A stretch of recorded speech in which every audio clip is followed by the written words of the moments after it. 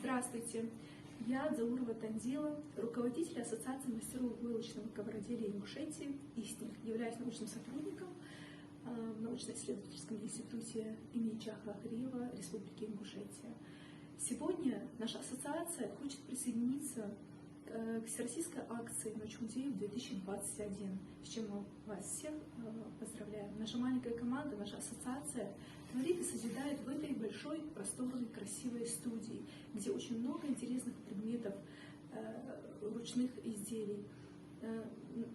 Мастера из нашей ассоциации создают такие прекрасные войлочные полотна, которые являются и художественным, и по созданию традиционного орнамента. В нашей студии атмосфера тоже музейная и тоже всяких экспозиций, потому что каждая вещь уникальна, каждая вещь тоже является экспонатом. Здесь представлены, кстати, не только современные изделия наших мастеров, но представлено множество предметов быта, множество предметов старины, которые когда-то служили нашим бабушкам и прабабушкам, в том числе и созданные их руками войлочные ковры столетия и больше, чем столетия назад.